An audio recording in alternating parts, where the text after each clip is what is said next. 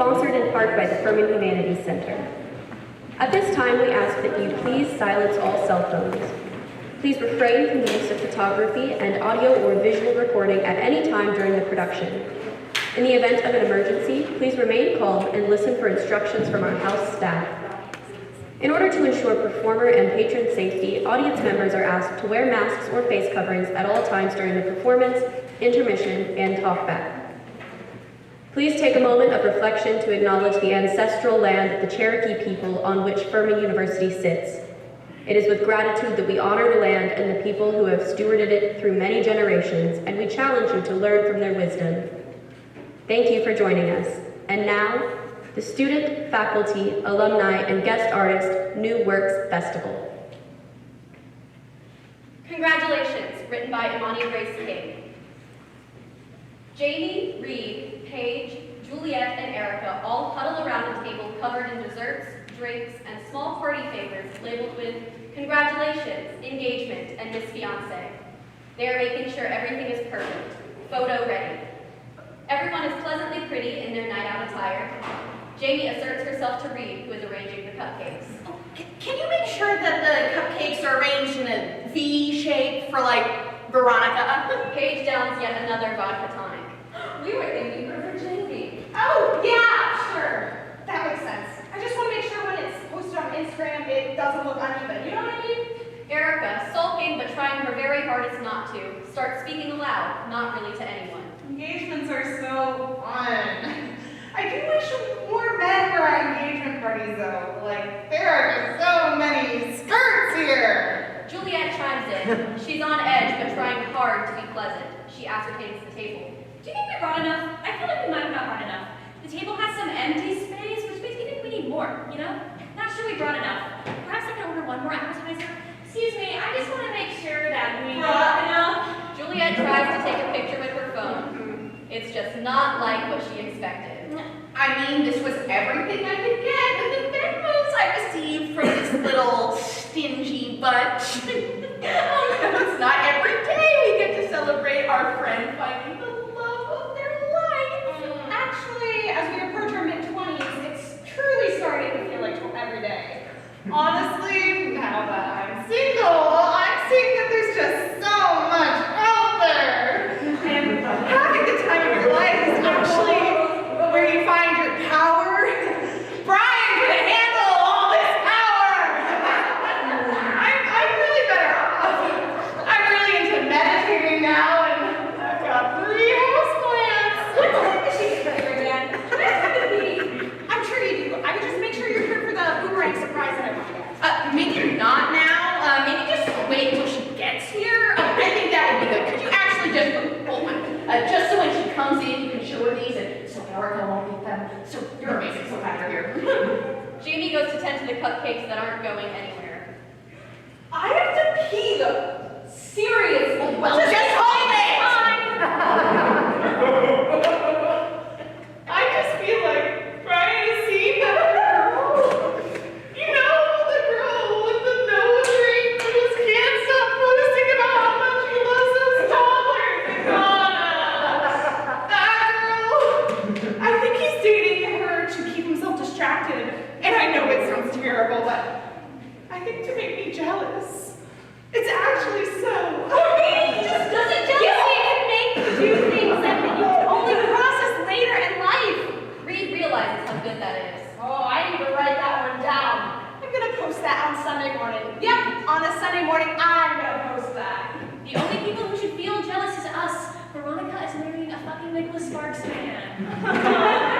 Your master business is mentoring foster kids with art programs. Like, come on. I know women who would be jealous of those foster kids. I know women who would try to get into foster care just to be mentored by you. Did you hear what he did for Veronica and her mom? He bought them a vacation to Costa Rica for them to enjoy.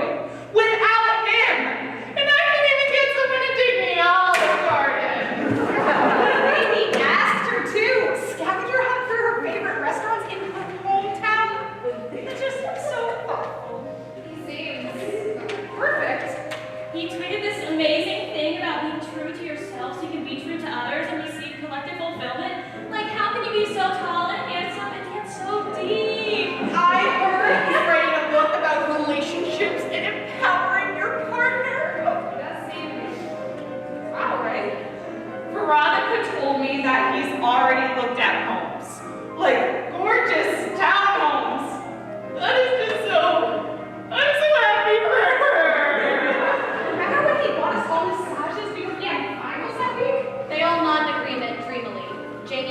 phone. Well, she should be here soon, so just everyone get ready. The camera's ready. I'm still on the beat. I need to take out my tampon, otherwise I can get this disease from DSS? RNS. No, that's my sister. She's a registered nurse. CSS? No, that's the computer program. A woman walks up behind them. It's Veronica. They don't even notice. Do you mean TSS?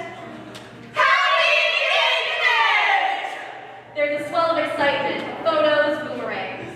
I was sort of claiming, we're so excited for you. I just peed a little. I'm so happy. You are the hottest couple in the world, and if you ever want to travel, just say the word. You have to choose bridesmaids. Oh, that's so exciting and stressful. This is all so exciting. We are so happy for you in this next chapter of life. Were you surprised? Oh, of course you were. He's been in love with you since you met. So where's the ring? The engagement's off. Silence. Shock. Holy shit.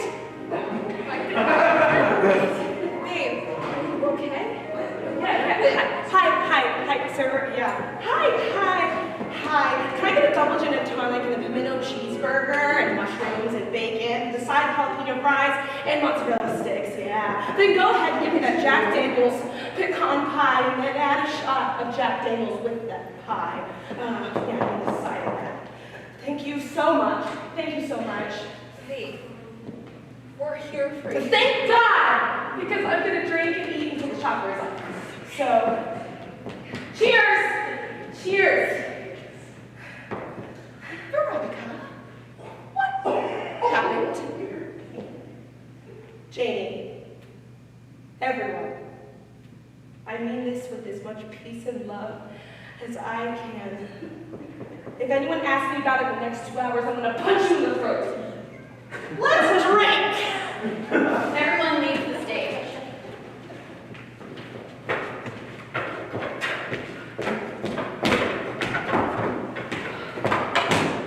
Veronica stumbles back on, disheveled, sad. She sits.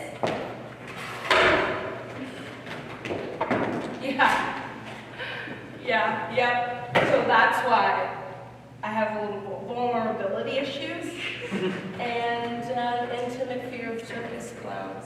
Veronica realizes she's talking to herself. Where did we go? She shrugs, finishes her glass. It's all hitting her, the alcohol, the food, the gravity of the day. She doesn't notice Irene, 40s, approach the bar. Let me get a vodka soda, please. Hello. Hello there.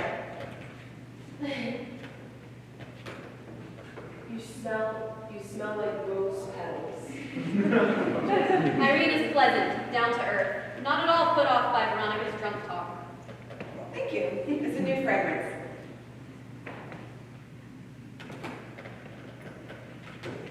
You smell like a wedding day. Yeah, it's a wedding day. That's wonderfully specific. You're like an angel or something. I don't know what you did. I wouldn't go that far. You haven't heard me sing. I feel like all angels can sing. And I feel like they wear vintage t-shirts with blazers. And they're so badass they drop the F-bombs.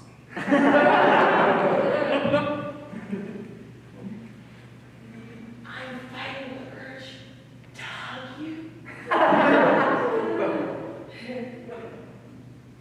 That's nice.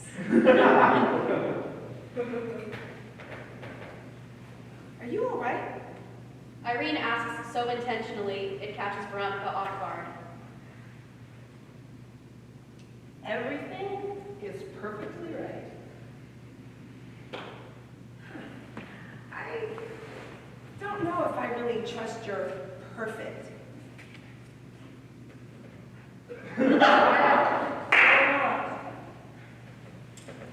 Perfect. One time I had this scallop risotto with charred Brussels sprouts, drizzled with goodness. That was perfect.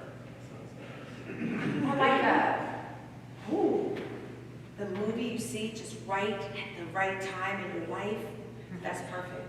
Yeah. Maybe he's smiling. Oh. Oh, that's perfect. Or the smell of rain with a good poem. Huh. 3 sips of an ice-cold beer at a sporting event. Warm, fresh linens after you've been away from home for a long time. Your favorite board game as an adult with your favorite people. The repulsive yet endearing smell of puppy breath. Okay. Oh, no. Finally taking a poop in peace. That is perfect.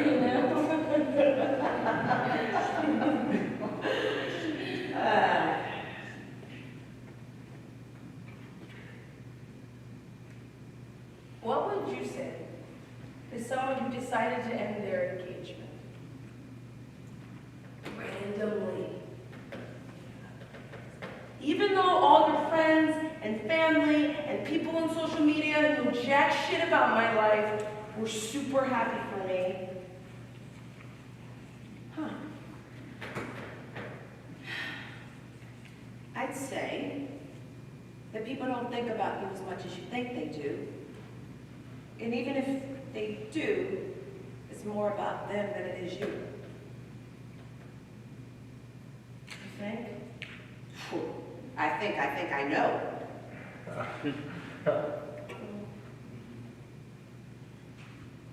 I ended my engagement today. Would you like me to ask you why?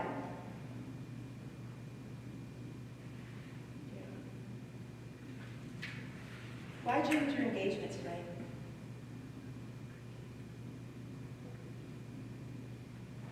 He called me his little bunny.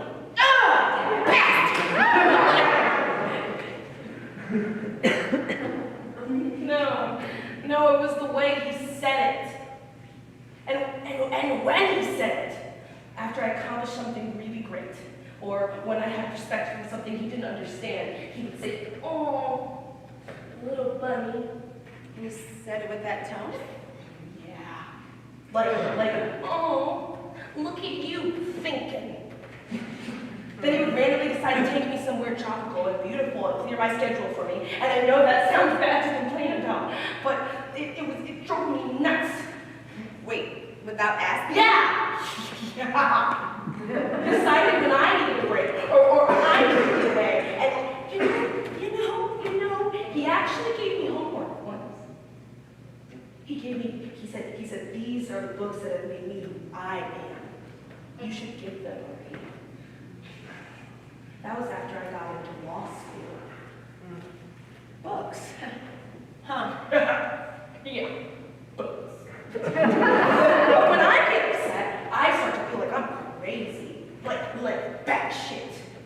And when I talked about it, he would say, oh, what about the massages I got from you and my friends? And then I feel so stupid and ungrateful and childish. You can't massage out hurt feelings. You know that, right? Right. When he proposed to me, he went to my hometown, the place I feel safest, and where I feel most like myself. And he planned every second, every minute, and told me what to wear and what to eat, and he told me who I could see. Sounds like a better travel agent than a partner.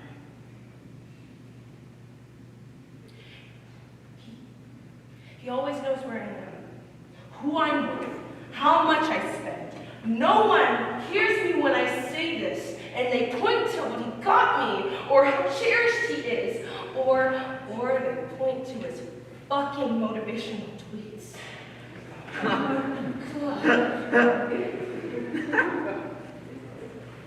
I'm being dramatic. I know I'm being dramatic. I think you and I have different definitions of dramatic. When I told him I didn't want to be engaged, he calmly just said, "Give it a week. You're just tired, little bunny." Well, that settles it. I no longer approve of little money. Yeah. You can't ignore what your knowing knows. When something isn't right, we try to move heaven and hell to make it right. But sometimes you just can't do it anymore, babe. I mean, I think I've made the worst mistake of my life. But I also think I made the bravest. And that right there is when you know that what you did was worthwhile.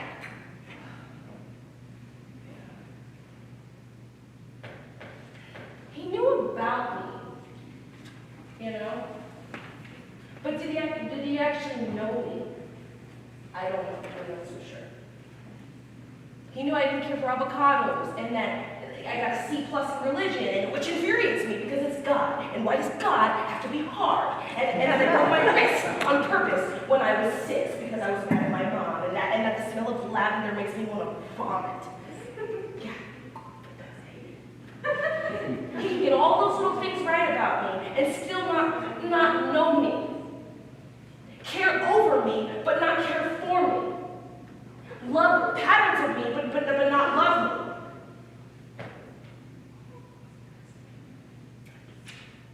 And I also can't forget he called me a cunt last Thanksgiving. Whoa. Yeah.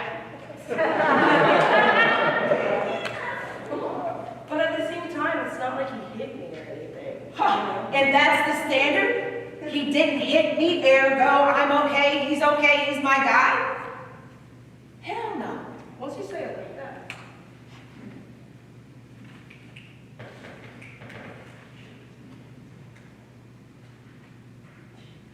Look, I once had a guy, right? I loved him. I would move mountains just to be with him, just to be in his orbit and his smile. Oh, baby, his smile made everything make sense, made everything okay. I would do anything just to be good enough for him. So I did them over and over and over again, even though it was eroding my soul.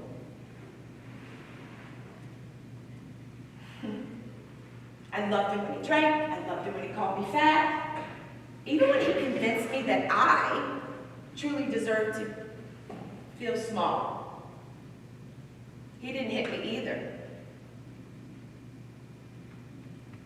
You don't have to hit someone to do real damage.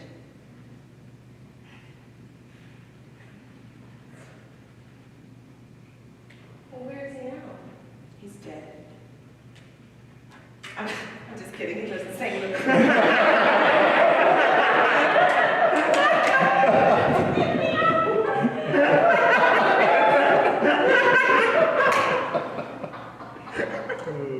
So,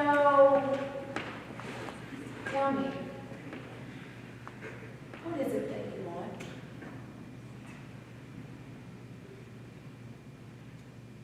I don't know. I should be grateful. Famous last words of the woman about to speak her truth. Again, what do you want?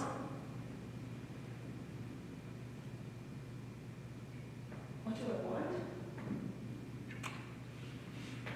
What do you want?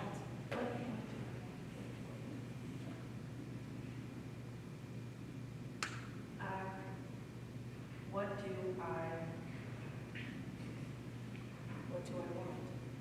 Veronica chuckles at this random and silly question. Then she realizes that she's rarely been asked.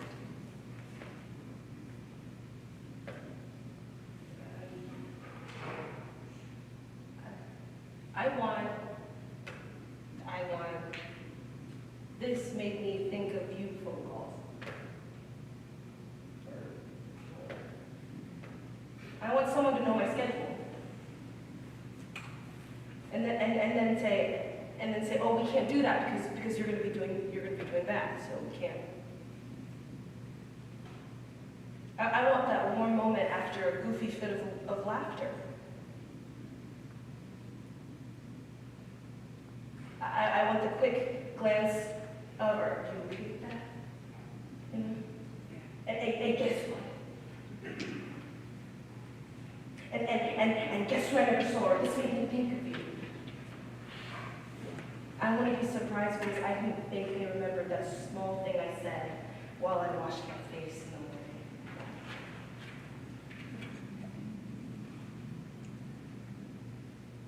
I want to watch someone brush their teeth. I want to listen to someone hum their favorite song to themselves. A little one.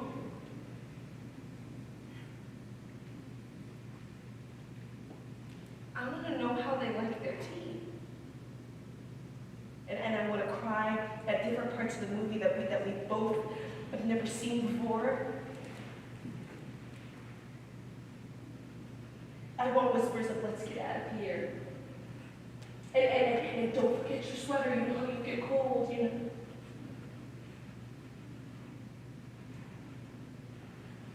I want to feel someone behind me as I reach for flour in the pantry.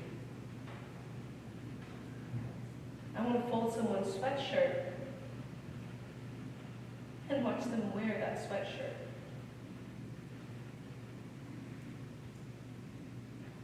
I want to know what that person's voice is when they wake up.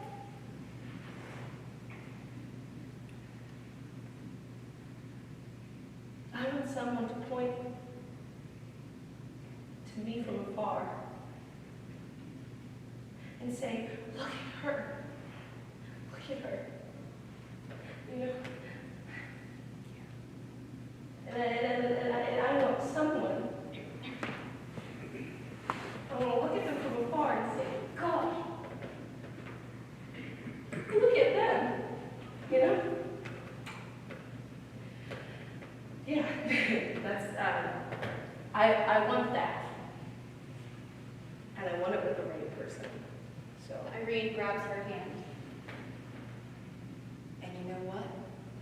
You, like every other soul, deserve just that. You deserve to be loved. You deserve to be cherished. You deserve to be wanted. You deserve to be valued. And to hell with anyone that doubts that. And for real, you ain't nobody's fucking little buddy. End of scene.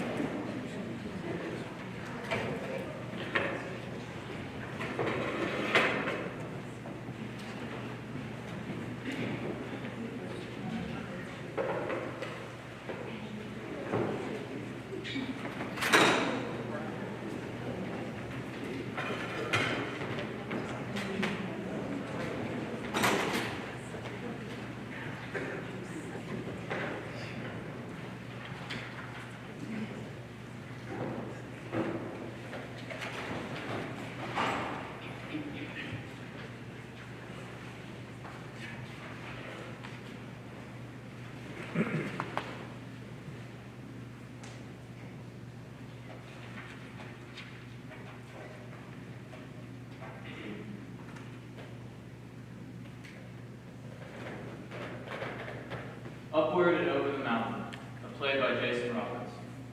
Scene 1. Dylan wakes up in his childhood home where he has been staying for 3 months with his mother. He gets out of bed and gets dressed. He checks his phone. He puts on deodorant. He leaves his room and enters the kitchen, where his mother, Patty, is sitting at the table with a cup of coffee and a newspaper. A bird cage sits upstage at the table. Morning. Coffee in the pot. Thanks, Mom. You're a lifesaver. Dylan goes to get a cup of coffee, kissing Patty on the cheek as he passes her. Anything good in there? The usual corruption, crappy economy, nothing of note really. How are you feeling? Fine. Fine, fine, or I need to worry about you fine? No need to worry. I actually feel fine. Good, even. Did you sleep well? Like a rock, you? Oh, fine.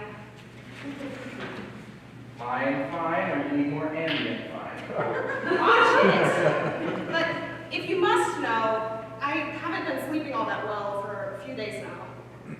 Something wrong? I don't really know. I just have had this feeling every time I lay down that I've forgotten something. Then I stay up trying to figure out what it is. That's frustrating. If I'm being honest, I haven't slept all the way through the night since, well, for a while. Gotcha. Did you say Ambien? What? A second ago you made a joke about Ambien. Oh, yeah. You'll have to forgive my smart-ass nature. Genetics, I guess. You're not taking sleeping pills, are you? Jesus, Mom, no. No pills, no booze, no razor blades, Dylan! no contraband whatsoever. What? I knew that was your next question. It wasn't. I told you I'm fine. You don't need to worry about that. Okay, I was just checking in. I know. I really am doing well, I promise. Okay, point taken. Coffee's solid today. Better than yesterday's. Well, I'm figuring it out. That measuring scoop's a liar, I think. They usually are. Can't trust them. I think I've gotten better at eyeballing it, though. I'd say so.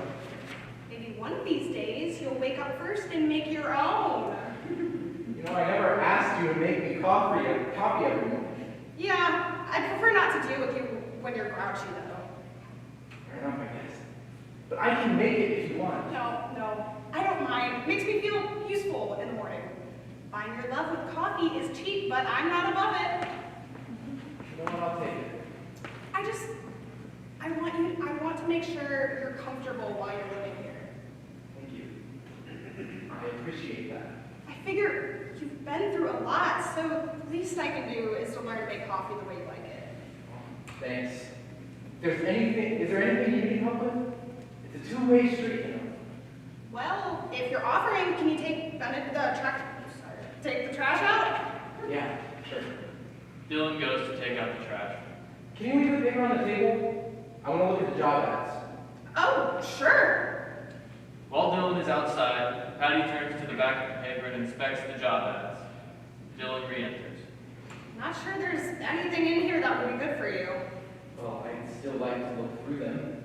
Dog walker? You probably don't want to be on your feet all day. I'll just come get it later. Marketing intern? You'd go crazy in an office job. Grocery bagger? All right. Jesus, Mom. Forget it. I'll just look online. Dylan! Sorry, just forget it. What's with the sudden rush to get a job anyway? Can we just drop it? Your job right now is resting up and getting back to a healthy lifestyle. And you don't think having a job is part of that? Besides, you don't need a job right now. You're perfectly taken care of here. Yeah, but I'll need a job so I can afford rent when I get my own place. You know you can stay here until you're ready to leave. I'm not going to stay here forever, Mom. You know that, right? What? Yes, obviously, I know that. Just until you're ready. Which may be sooner than later. Yeah, I understand. I'm gonna go take a shower. Oh, while you're up, can you feed Benedict? I don't know why you cut this stupid bird if you were never coming to feed it. He can hear you, you know. And he keeps me company. And I do feed him. You were just already up. If you say so. Dylan feeds the bird, delicately opening the cage to put the bird seed inside. He exits. Patty stands and walks to the bird cage. He didn't mean that. He will learn to appreciate you. Just give him time. And you'll learn to appreciate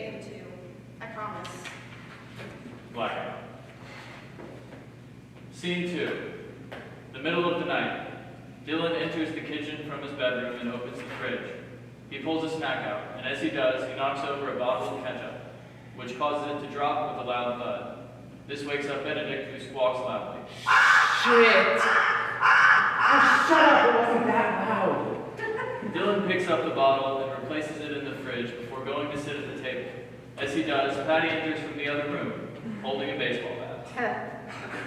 Thank God it's just you. Who do you think it was? I don't know. It could have been someone breaking in. And you were going to bludgeon them? It's just a precaution. Really more to scare someone off if need be. They say if you have a weapon, you should be willing to use it. Well, I assume the same principle applies to sporting equipment. having it makes me feel safer. I've kept it under my bed since your father... Ah, right.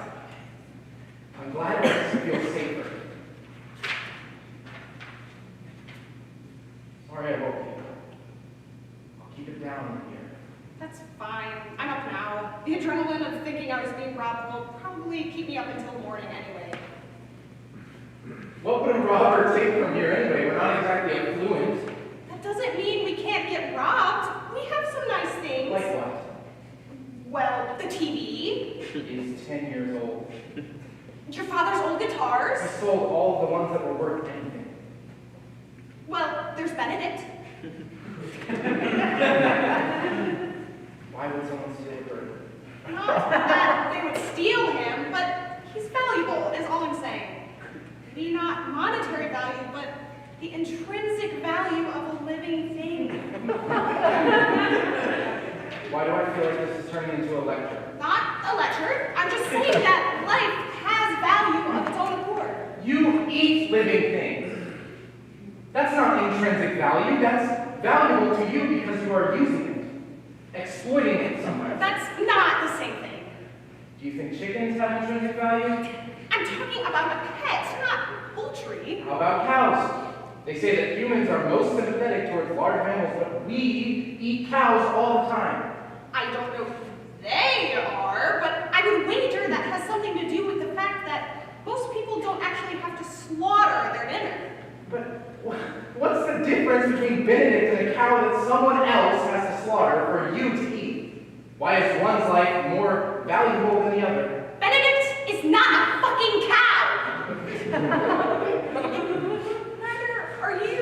I wasn't talking about me. I was just talking about burgers. It's different and it's something you love. I know. I'm sorry, I was just being a contrarian.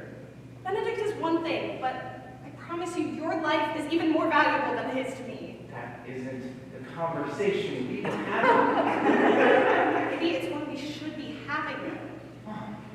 It's 3 a.m. I don't think it's the time for philosophical bullshit. You started this conversation? Watch your language, by the way. Okay, fine. Make your case. What makes you say that life is valuable? Because without it, we are nothing. And with it, we just automatically hold value? I think so. It lets us breathe and communicate and experience. What's the point without that? What's the point with that? Well, I think that everyone has their own purpose, but those things let us find that purpose. What's your purpose then? That is a loaded question. Loaded questions are the whole point of philosophical conversations. I think that my purpose is to spread love and to be a mother. That contradicts your whole argument then. How so? If that's your purpose, then your value is completely dependent on others. If there's no one else around, you can't spread love. If I'm not here, you aren't a mother. Where is the intrinsic value? Did I say that purpose and value are the same things? I don't see how they can be separated. If someone has no purpose, where is their value? They are alive, Dylan. I don't have the words to explain it, but they are alive, and that's all that matters. Life has value.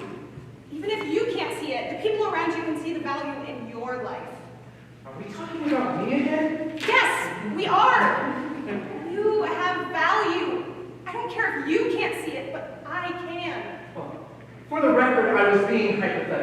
I know my life has value. You kind of figure that out when you almost die. Purpose, on the other hand, I'm not so sure about. Well, what do you want your purpose to be? That's not exactly something I can just choose. Says who? I don't know. There's things that I want to do, but I don't think they're my purpose. Maybe not, but they could be a start. What are they? I mean, I want to travel. See what's out there, I guess. Well, you will have plenty of time for that. You're still young. Sure, but I think now might be the best time for those things. Are you sure you're ready for big life changes? The doctor said... The doctor said to take my meds and keep meeting with my therapist, which I've been doing. He didn't say to live with you forever. I didn't say anything about forever. Yeah, but that's what you want, right? No, Dylan. That's not what I want. I just want to make sure that you are in a good place when you move back out. I have to start providing for myself. I feel so fucking trapped here. And I know that's not what you're going for, but I feel like I'm wasting my life. A life that I finally realized is worth living, so let me live it. Please. I'm sorry if I've made you feel trapped, but you have to understand that I am trying to protect you. I am not stopping you from living your life. Protecting me from what? You know what I mean, from all the shit out there. No, I want you to say it. What are you really trying to protect me from? From yourself, Dylan. Well, I'm not planning on trying to off myself again anytime soon. That's what you're worried about. Dylan! What? That's what you're talking about, right? Let's get it out in the open. You think if I go out on my own, I'll try again. Maybe even get it right this time. Get it right? You know what I mean? No, I don't. And that is precisely why I am still worried about you. Because you talk about it like you don't understand the gravity of what happened. Actually, I'm pretty sure I am in the unique position of knowing more about the gravity of it than anyone else. I'm the one who was in the hospital. And I'm the one who had to wait powerlessly for the doctor to tell me if you were going to make it. I'm the one who seems to care more than you whether or not you live. And you think me being here makes that better? When you're here, I can at least see you and know that you're okay. It doesn't make any difference where I am. It's my life to live, not yours. It doesn't mean you have to live it on your own. I can still help you. Maybe the help I need from you is to let me be alone. So I can figure this stuff out for myself. You're not ready for that. How can you know that? Because I'm your mother. I know you better than anyone else. You know me better than I know myself? Maybe I do. That's not possible. But I know I can trust myself. I can't be so sure about you. I don't know that you aren't lying to me or lying to yourself. Well, that can go both ways, Mom. How do I know you're being 100% honest with me? Excuse me? You keep saying you want me to stay because I'm not okay. How do I know it's not just because you're scared to be alone again? Don't. I know it's been hard since Dad left, and I'm sure I didn't make it any easier, but you'll have to let me go eventually. And him, for that matter. Yes, I know that. I'm not keeping you against your will, you know. I just want you to be ready when you move out. Besides, I'll have Benedict to keep me company. Again with the stupid fucking bird. Language! Sorry. Again with the fucking bird.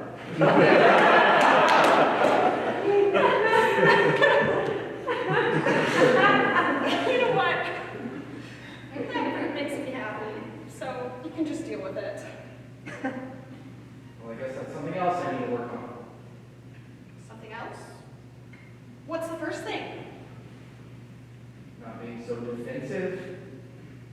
I know what happened. As much as I would like to, there's no way for me to explain it to you. Or anyone else. There's no point in me trying to defend my actions because I just can't. And not even myself. I don't need you to defend them. I don't want you to defend them.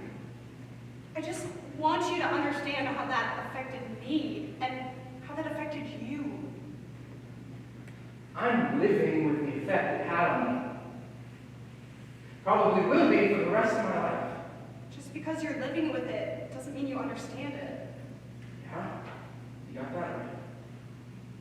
I'm sorry I worry so much, but can you make me see why? Yes. I'm worried too.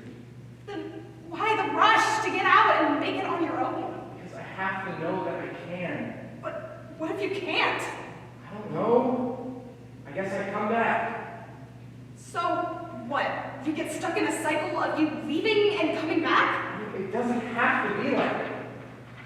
I can just stay gone. Or you can stay here? And we're back here again. Talk about cycles. All I'm saying is I want you to consider staying here until you are fully ready to leave. Okay. I understand, but I don't think that that is something anyone can ever be sure of. But I understand. I guess that's a start.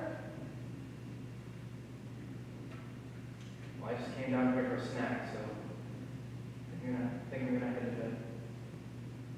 Good night. Good night, Dylan.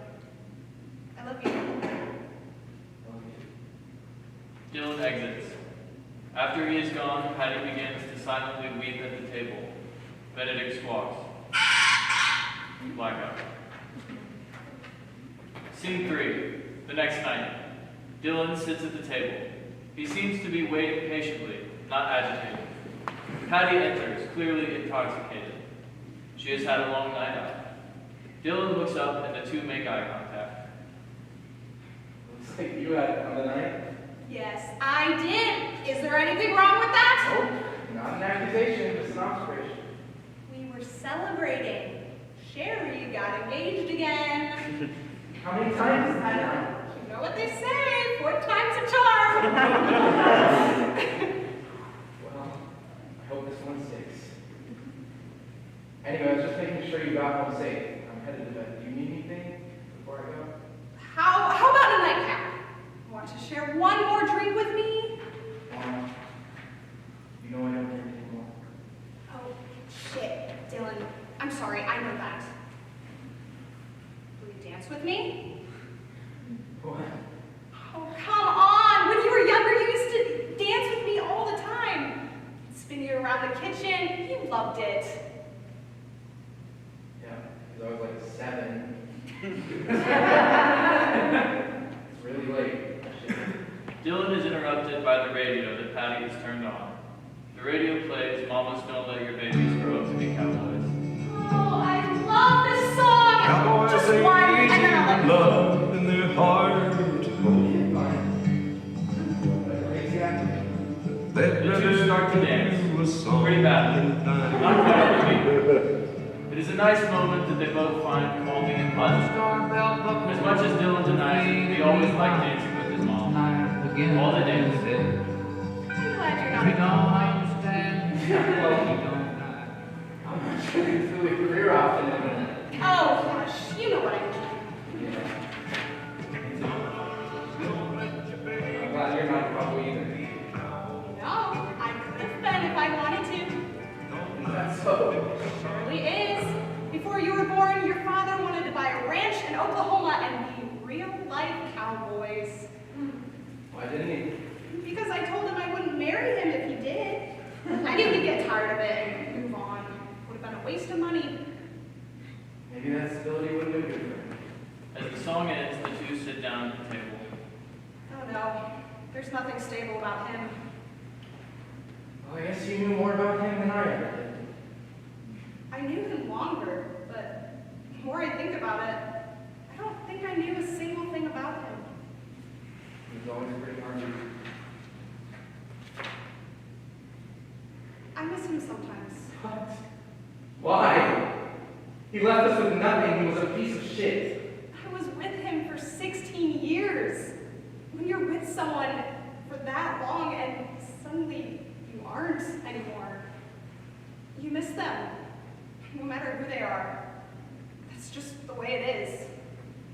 After everything he put you through, I definitely don't miss him. I'm glad he's not around anymore. Oh, don't be so hard-headed. You know, you remind me of him sometimes. That's not exactly a compliment. You have his eyes. So I guess I got my astigmatism from him too. I'm being serious. Your mannerisms are like his too. You don't fidget the same way. Lots of people fidget. Apparently you're stubborn like him too. Actually, I'm pretty sure that came from you. Well, I guess you had 2 stubborn parents then. Didn't give you much of a chance. Well, I'd like to think that I turned out all right in spite of all that. Besides, well, you know. Dylan, please don't. I'm sorry, I shouldn't have. I don't like when you make light of what happened. What else am I supposed to do about it? It happened. I'm just trying to move on. Then why bring it up? I have to cope somehow. I'd rather not just bottle all of it up. I don't want you to. I just wish you wouldn't mention it so casually. I'm the one dealing with it. That's my way of dealing with it. I'm sorry. I'll try to be more situationally aware. You know, there's a part of me that blames myself for what happened. No, that was in no way your fault. I'm your mother. I should have been there or known something was wrong. You had no way of knowing. That was my fault, no one else's. But if you had been here with me, none of that would have happened. Where I was had nothing to do with it. Bullshit! I could have protected you For myself? from everything out there. Don't go all Bates Motel on me, Mom. I'm an adult. I don't need to be sheltered from everything. Not enough of an adult to understand what your actions would do to the people who love you. Not enough of an adult to realize how much you were hurting me. Not enough of an adult to realize how fucking selfish that was. Is that what you think that was? My way of lashing out at you and everyone else who pissed me off? What I did had nothing to do with you. It was about me and only. Didn't you realize what that would do to me, though? Yeah, I did. If you want to know the truth, you were the only reason why I waited as long as I did. I couldn't bear to think about what it would do to you. That's why I held off for so many years. Well, what changed then? I've been in pain since I was like 12. It was a struggle just to get up and go to school and get through the day. Then I'd come home and hide so I wouldn't have to listen to Dad yelling at you. And then I'd do it again the next day. And after a while, you start to get used to the pain. Then I went to college and I finally felt free. I miss you. But I was away from Dad and I could start over. That lasted for a little while, but eventually the pain came back. And by the time I graduated and moved out on my own, I was so used to the pain, I was able to pretend it wasn't there. I can deal with pain and with sorrow and with whatever other shit I was going through, but then one day I woke up and it had all left.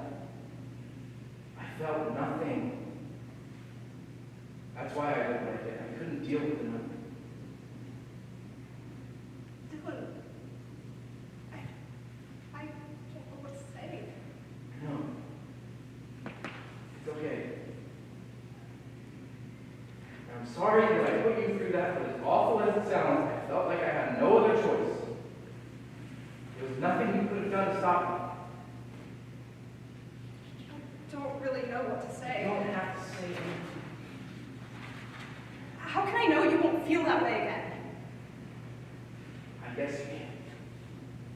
You'll just have to trust me. I can promise you that I don't want to go down that road again. I'm scared if you leave again, you won't come back.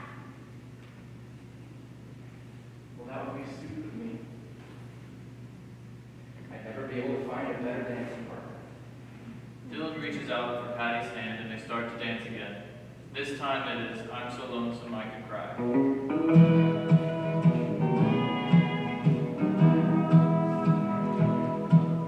Hear that lonesome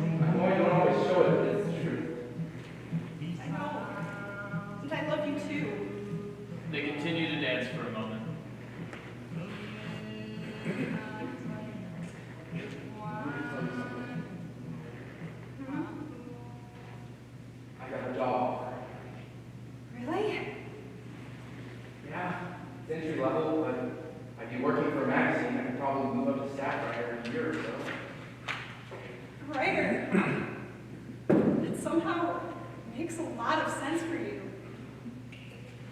I think I could be really happy with it. Maybe you found your next step. I think you're right. The only problem is that it's in Boulder. Colorado? Yeah. I know it's far. Are you going to take it? I'm not sure yet. I wanted to run it by you first. That's not my decision to make, I'm afraid.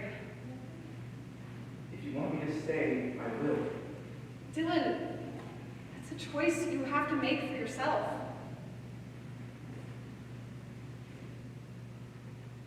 If you go off that far on your own, do you think you'll be okay? To be honest, I don't really know. Probably, maybe not. I just have this feeling that I have to do it though. Well, it sounds like you know your answer. But what if I'm not really ready? You are. I can tell. And if that changes, you'll always have a place here with me. I think I just need to sleep on it. It's late. We probably both should get some sleep. Good night. Good night, Mom. I love you. I love you too, Dylan. They both exit. Blackout. Epilogue. Patty enters the kitchen and starts to make coffee. She looks around. Dylan! She continues with the coffee. Dylan? She finishes and walks over to the table where she finds a note. She reads it. After a moment, she sits and smiles softly. After another moment, she walks up to the bird cage and opens it. She pulls Benedict out. He squawks at her. I know, but you don't need me anymore. I'll be okay. I'll learn how to be alone again. Benedict squawks again. Yeah, I'm gonna miss you too. But it's time. Patty walks to the window and lets Benedict out. He flies away. She comes back to sit at the table. Blackout. End of play.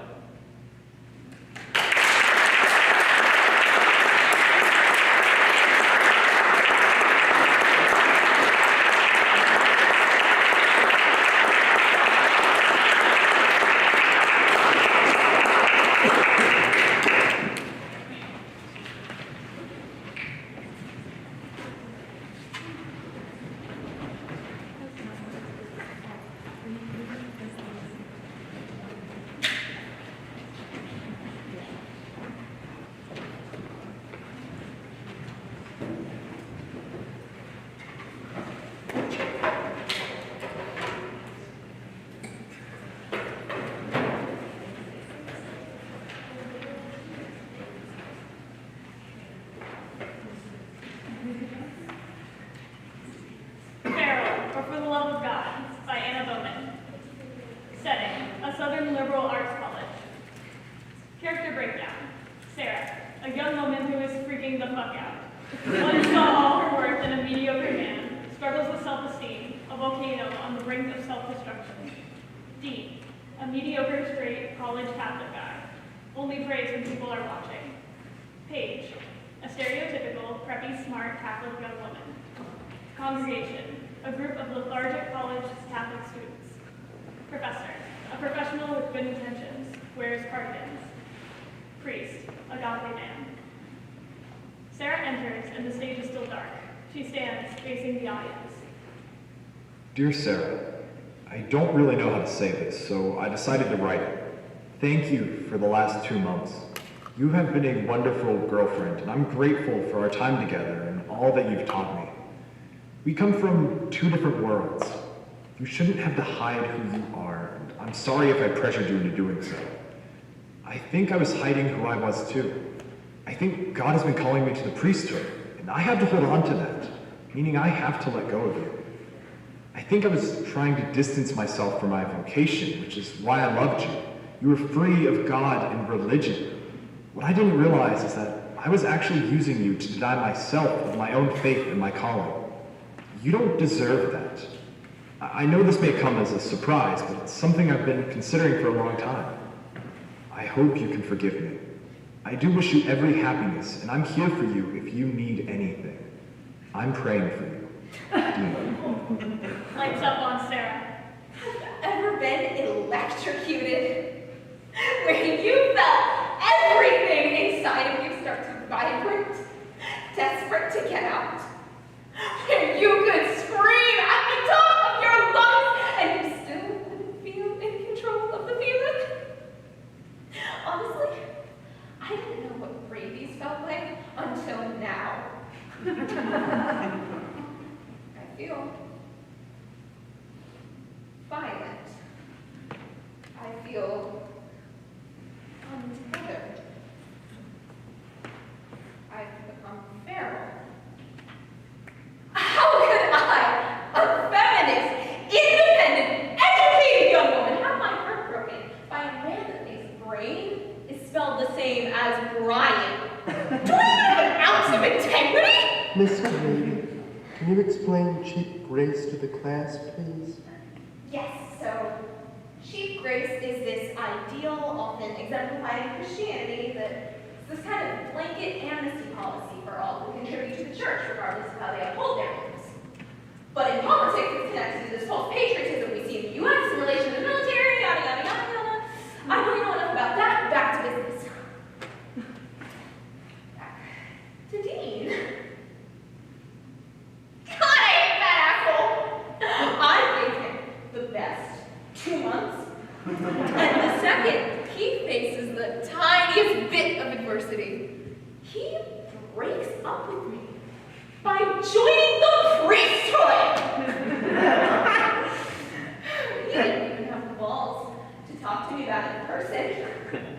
So when I try to talk to him, get some actual closure, he expresses that we decided to mutually break up. Mutually my ass. I just don't understand. Did it not mean anything to him? I mean, of course he meant something to me.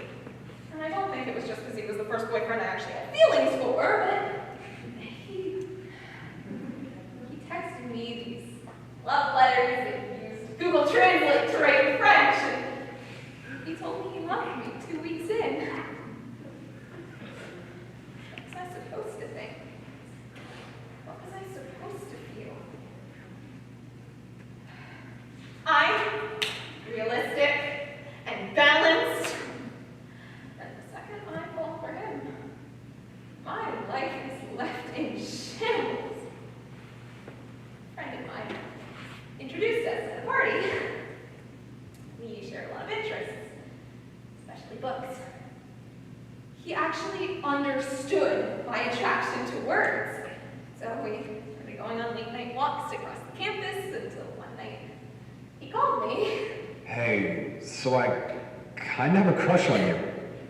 And I was wondering if you'd like to go out with me sometime. You know, he has never been able to have a vulnerable conversation with me to my face, but I didn't care.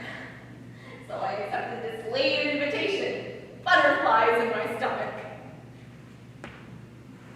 How could I know that he'd end our relationship just how we started it? In isolation. I was completely consumed in him. By him? This is where it starts to get messy, because though my friends had originally liked Dean, they did not like the idea of me dating Dean. But instead of just talking to me and setting healthy boundaries, they just stopped inviting me places. Dinners, movie nights, whatever. So I rarely hung out with them. And when I did hang out with them, I didn't feel that I could talk about him because I watched their little weak smiles turn into tiny frowns of disapproval. So I never gushed or confided in him or them about my excitement, my brooding fears. So when he asked if I was free, I'd say yes, even if I had to cancel plans to do so. I do regret that, but I felt weird and distant from my people, and I became so worried that he'd leave me if I could spend every waking hour with him. But he left me anyways. Sarah? Hey, how are you? I'm doing great! I want to die. How are you? Oh, you know, I've been a bit busy planning for the St. Valentine's dinner and dance with Father Richard. Are you planning on coming with anyone special? Well, I can't make it this year. I have organic chem class the next morning, so I need that night to study. Aw, that's a shame. There's lots of people going. I don't want you to hear this from me, but Dean is going with that econ major, Grace. Apparently they've been, seen together in the sacristy after Mass. I know it's been a hard couple of weeks for you, so I just wanted to let you know. He was someone else so soon. He told me he was going to practice chastity and prepare for the fucking priesthood. He decides to break his week of celibacy for fucking Grace. Perfect Catholic pro-life fucking bride to be. He hated those girls. He always told me anyway. He liked me, he said, because I challenged his faith and I thought for myself. I'm agnostic, but I started going to Wednesday night mass with Dean when we started dating. I hated it, but it was worth it at the time. He told everyone I was Catholic, so received the Eucharist and everything. I'd fallen so deep and been so lost that I started to consider the idea that Catholic God was God. I thought I saw him indeed. Well, not anymore, fucker! And the whole Catholic group are still under the impression that I'm Catholic. And I really don't know how to break it to them, but maybe I don't have to. Maybe Dean has already told them that I'm a raging, pro-choice atheist with tentacles for a vagina. At least what first lie told about me. Anyways, I'm missing class to go to her husband's funeral tomorrow, and I'd really appreciate it if you kept our family in your prayers. Of course. Let me know if there's anything I can do. Father Richard is offering up tonight's Mass for him. I really hope you can come. I know Dean will be there, but really, it would mean a lot, and you don't have to stay after for small group. Of course, I wouldn't miss it. What have I done? I can't miss Mass now, I've committed! Sarah opens a big bottle of barefoot wine and pours a generous glass. It's 3 p.m. Am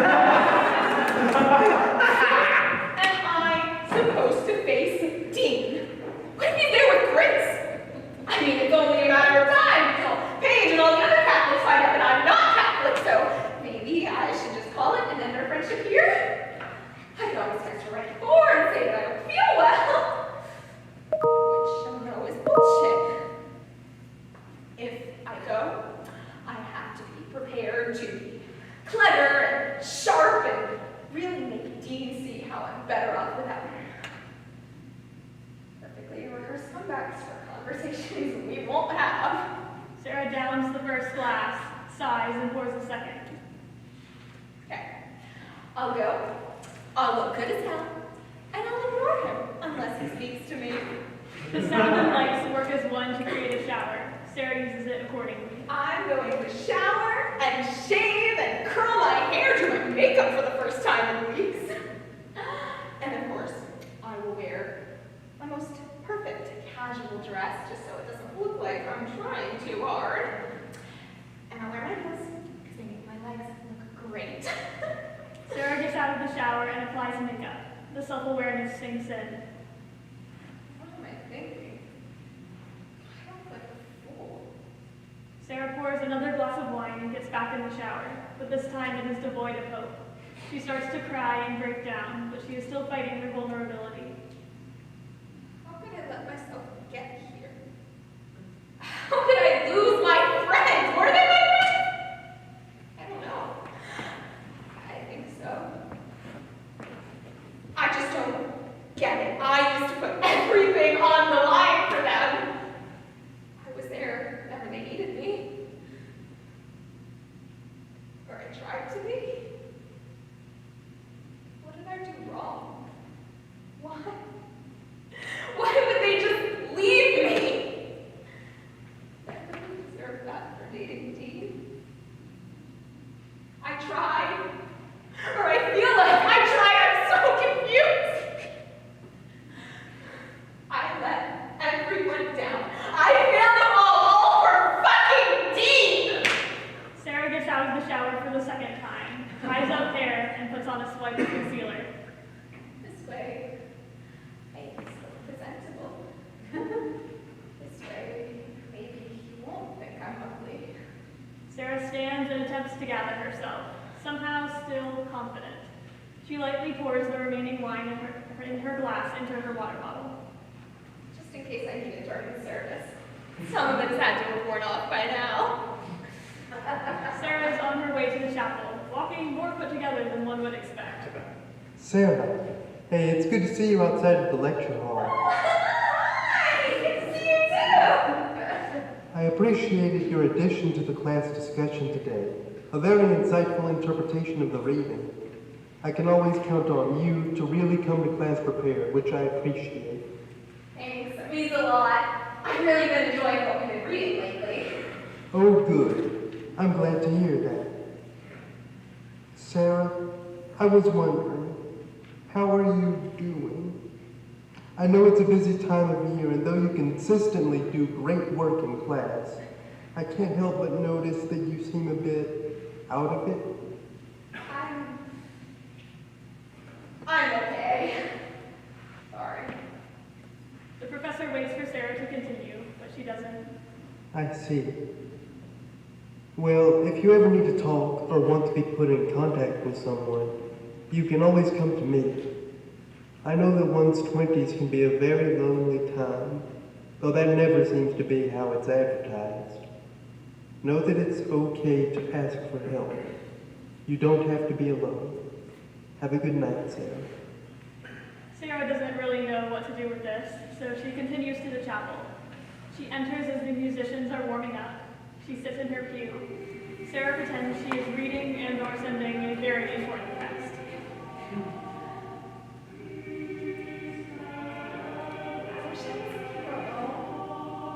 Or maybe I want to be alone, or maybe I just want to talk to someone, or to God! I don't believe in God. Sarah kneels. So, dear God, I'm sorry, I don't know how to do this. It's just, I need help. Maybe? I don't know, I'm sorry, Please don't let Dean see me like this. Don't let him show up here with his friends, or that girl, or at all. That'd be easiest. Okay, yeah. Thanks. And, amen. Sarah sits back on her pew and tries to recover to the best of her ability. The sound of voices starts to build as people trickle in. She gulps from the water bottle. Sarah sees Dean. And there he is. There is Dean! And of course he came with Grace! What a fucking douchebag! Oh my gosh, you made it. It's so good to see you here. Of course, she slides into the pew next to me. Oh my gosh, are you okay? Is there anything I can do? I'm okay! This is really fucking weird! Maybe don't cuss in a church. Luckily, Tage doesn't permit out this time. Just says some comforting bullshit and gives me a side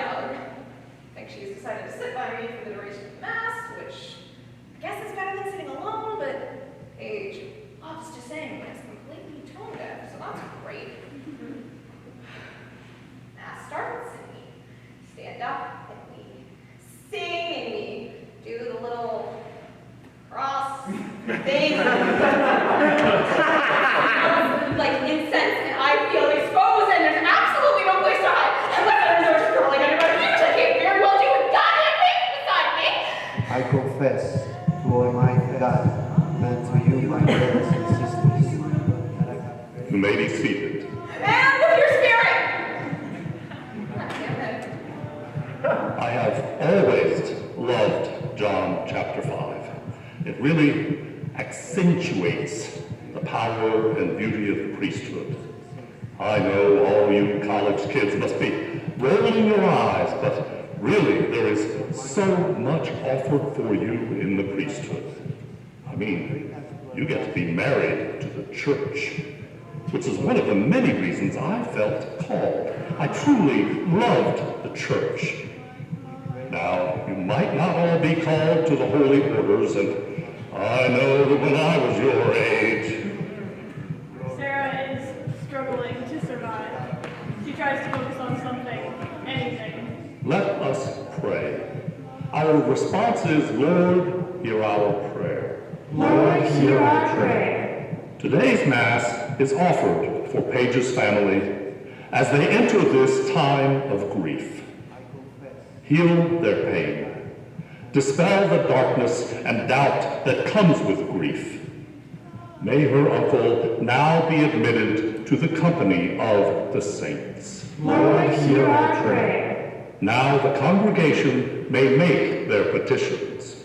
People pray for the hungry, the unborn, for the incarcerated, what have you. For the non-believers, may they come forward for the truth. No, he did not! He did not! Because when he first brought me to Mass, he said it would be easier for everyone if I just told him I was Catholic and took the fucking Eucharist!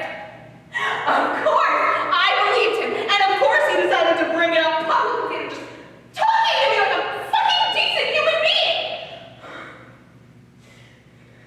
How fucking dare he! Lord, hear our prayer. For the assholes who break up with their girlfriends for no good goddamn reason. For the privileged white men who face one tiny bit of adversity and fall like a fucking metal chair. Sarah, no, don't. Sarah did not realize that she had said this out loud. And for your Valentine's Day dance, I hope you have fun fucking cheap grace in the sacristy! Sarah takes a holy water basin at the entrance and savagely vomits. It's brutal out here. Abrupt blackout. End of play.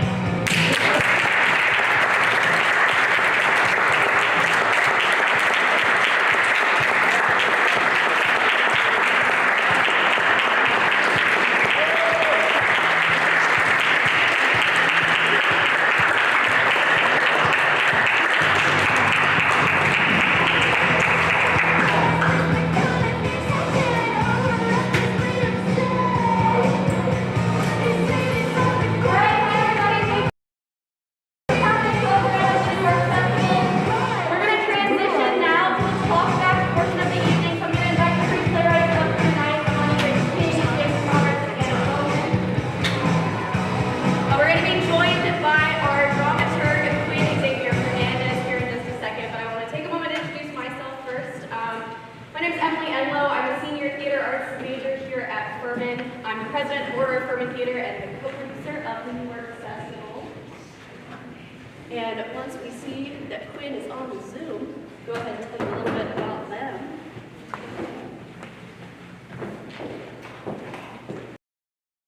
Xavier Hernandez is a theater maker currently residing in Atlanta, Georgia. They received their BA in Performing Arts with a minor in Dramatic Writing from Clemson University in May of 2018. They currently serve as Working Title Playwrights Assistant Managing Director. Quinn is also a founding member of the Cultivators, an Atlanta-based new works development organization, empowering its member playwrights to create original and impactful works of theater and film.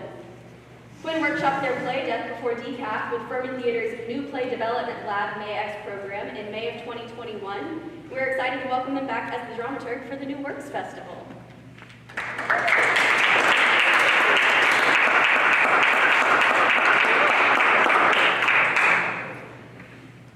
Hey there, everyone. So good to be here tonight. I'm just gonna go ahead while we're getting everything set up and just go over some rules of engagement for tonight's talkback. So number one is to raise your hand to speak. So if you raise your hand and speaks, one of us will be able to get to call on you. That way you can share your feedback in an orderly fashion. Number 2 is to snap, if you agree. This helps us keep some space in the room for this, so we're not echoing the same feedback over and over and over again for our playwrights. Number 3, we want to be constructive and courteous. It takes a lot of courage to put some new work out into the world and to do it in front of an audience for the first time. So we want to make sure that we're giving our feedback out in a way that can be heard. Number 4, we want to avoid using the words like and dislike. Those are really subjective, and the playwright ultimately can't meet every single person's individual taste. So we're going to try to keep things in a very objective phrasing. Number 5, we want to avoid suggestions for how to rewrite the play. That way, the playwrights can focus on writing their play. If you have an idea based on something that you saw here tonight, I encourage you to go out and write your own play. Don't use for the playwrights. Number 6, we're going to speak from I. So we want to make sure that we're speaking from I statements so that we can always speak from our own perspective and not from anyone else's. And number 7 is to be mindful of the potential gap between intention and impact. So just because we say something, we might mean it one way, doesn't mean that it will necessarily be interpreted the way that we intended. All right, so we're going to start with the first piece you all saw tonight, Imani-Grace King's Congratulations. Imani-Grace, do you want to introduce yourself and talk a little bit about where this play came from? You bet. I'm Imani-Grace King. I graduated from Furman in 2019. I was a Communication Studies and Politics International Affairs double major. In terms of the piece, this was actually a workshopping. The monologue that I end with was the first part, because I write monologues usually, and then if it merits a scene, I like to add a scene to it, and then it was just serendipity that I was asked to participate in this wonderful event that Emily and the theater department organized. So it came from a monologue, kind of grew into a sequel, and then Tracy and the whole cast have just been perfect for everything, so it fell into place perfectly. Awesome.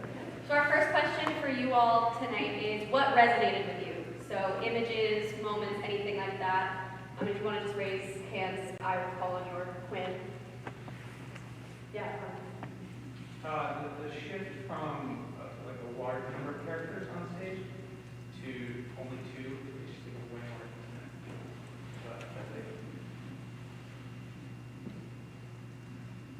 The list of all the things that are perfect.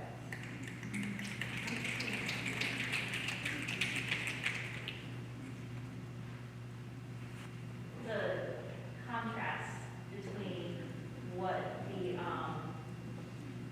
masses assumed was perfect versus what the individual experienced in their own reality.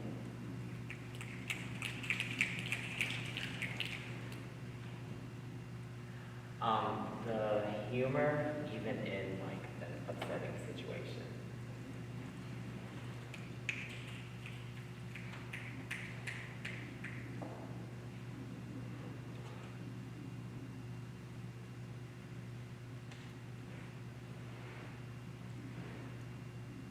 Any other things that resonated? Yeah. Desire, connection, The list of things that the character will offer.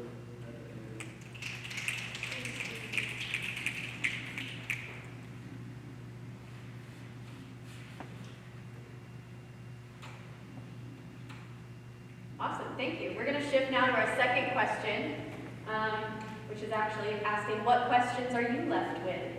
And these, so we heard a little bit about the development of the piece. These are more questions about the play itself, whether that's a character, a message, anything like that. And Imani-Grace, you don't have to answer these. We give moment to absorb the feedback, or if you like it, so you're welcome to. So we'll open the floor for questions.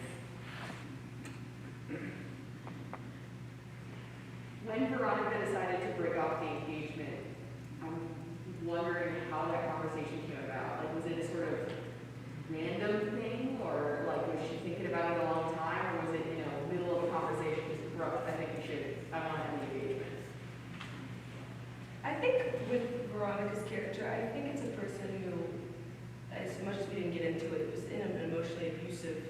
relationship, and I think tried to leave maybe 5, 6 times, is my guess. And then, so I think that was the engagement and kind of the images around the engagement were so intoxicating that she allowed herself to get back into it, and then kind of was like, no. And the character of Paige is the one I think, if it were to go forward, Paige would be the one to be that friend that's like, this isn't it. Yeah.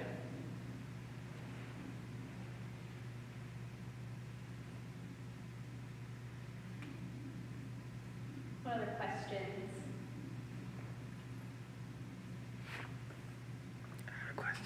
Yeah, it is. Was there a particular reason why you wanted to write for and play the role of Veronica? It's the monologue, I think.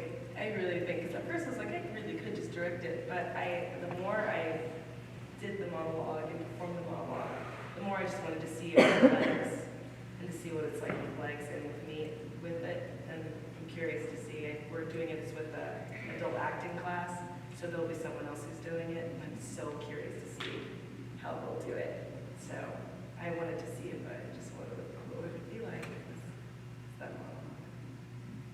So, not using the word abuse through there, was that intentional? Yeah, it was. I think it's hard to put yourself in that place.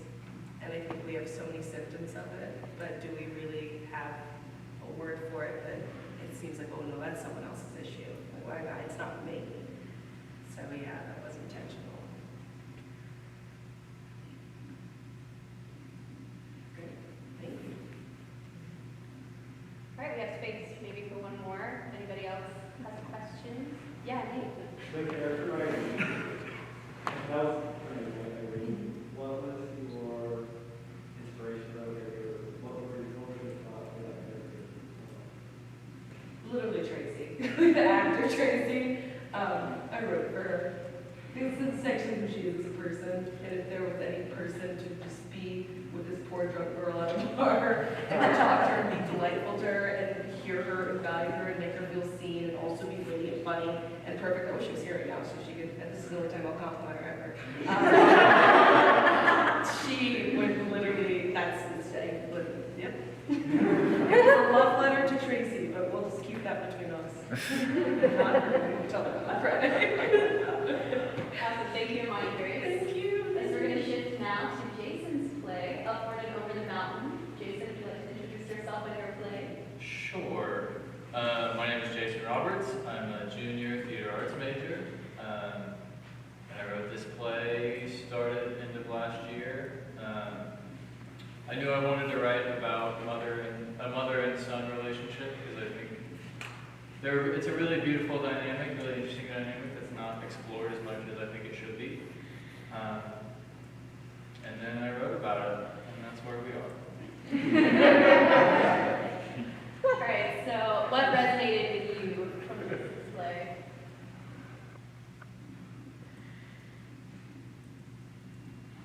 Reading the bird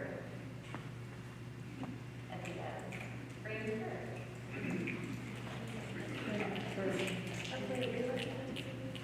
Sure. I mean, I'll give it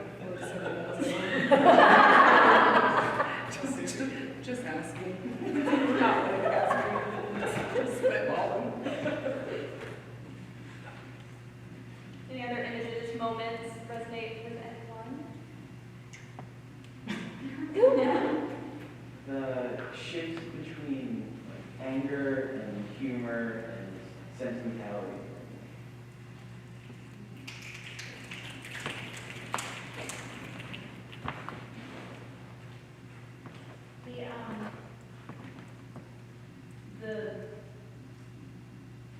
The realism of that specific type of situation and the perspectives that exist in those situations, and kind of putting them side by side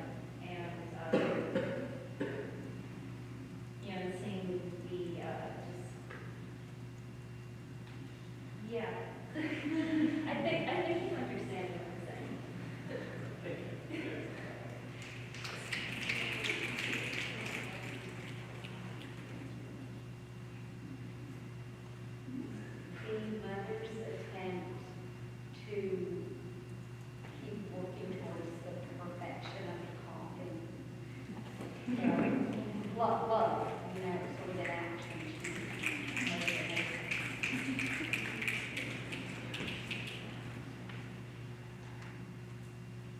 Awesome. We can transition now to what questions do you guys have for Jason? And Jason, again, you don't have to see. You'd rather just absorb. Why Benedict the Bird? Well, so the name of the play actually kind of has something to do with that. So it's a working title, but I never bothered to change. And it's from a line in a song called Up the Mountain that I just stole. But it's the image of a bird, a mother letting a son go as a bird. So that whole metaphor that's kind of the crux of the play was completely ripped off. So.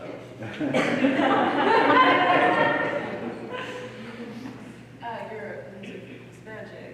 What was the inspiration behind the two songs?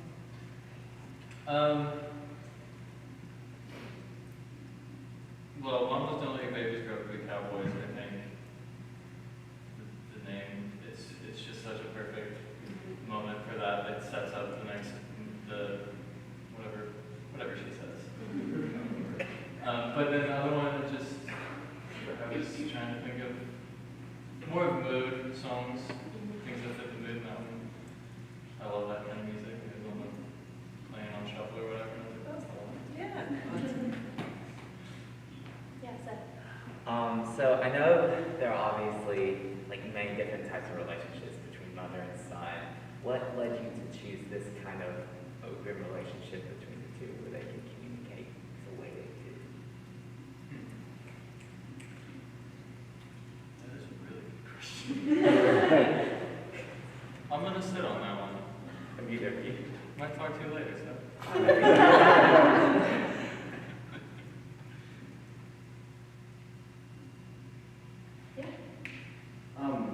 As someone whose mother is one of my best friends, I didn't know if that was clear. Suffice it to say, I haven't seen that level of connection that I have with her expressed so well before, and I realize it's a rather broad question, so I apologize, but how did you go about writing that?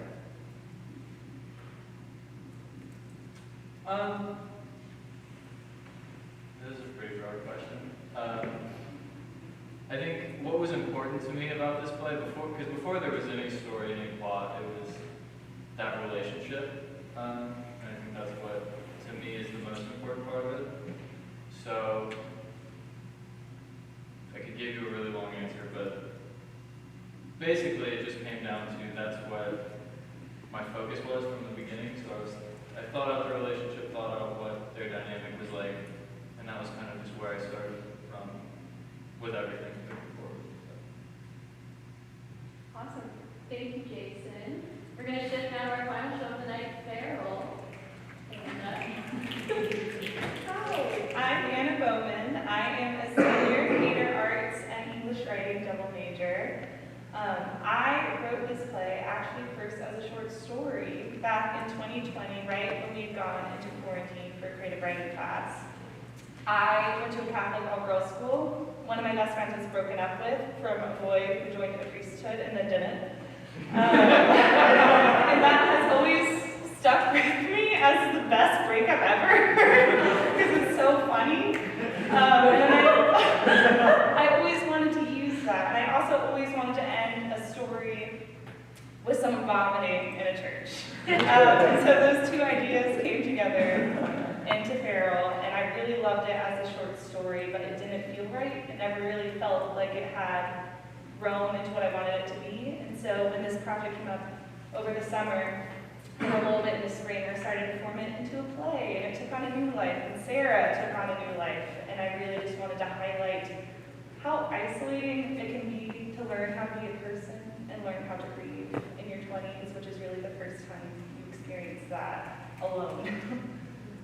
But yeah, that's Feral. Cool. So what resonated with you? Yeah.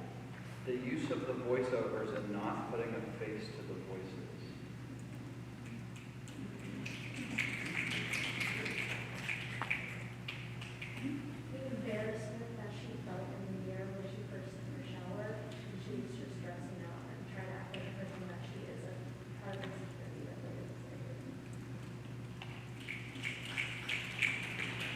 was getting out of the shower for a second time. Excuse me.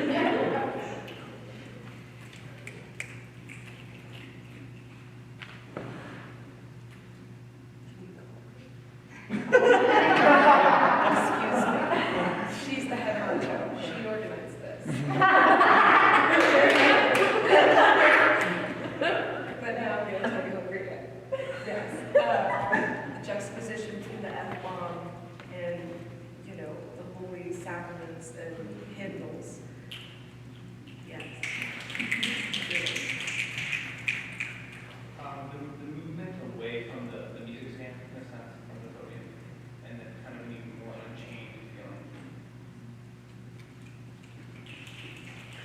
Yes. Kind of the stereotypical use of the church.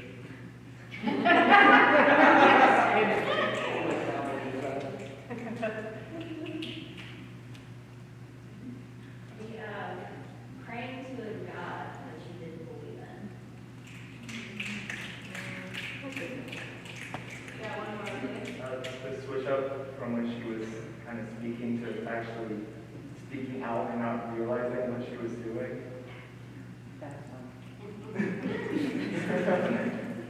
All right, now let's transition to what questions you all have, and again, you can absorb them.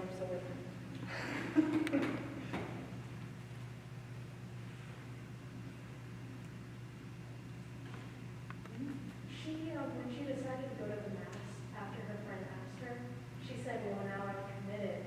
I begged the question of, I don't feel like that was really why she went. I wondered if there was a deeper reason for why she went. No, I think I agree with you. I think she was looking for her last community, and for whatever reason, it was where she felt like she's lying to everyone.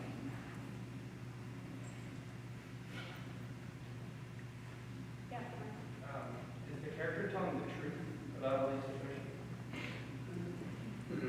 That's for you to decide, my friend. She is called an unreliable narrator, and you are able to feel about her how you want. So, is she mentally ill? I hear these voices over here. There were all these little mumbling voices, and I'm thinking, is that in her head or is it not in her head? I think she was just nauseated, but I also, what is mental illness? That is only put out to the side. But I think that was just nausea, you know, drunk in a church, what can you do? Incense, we've all been there.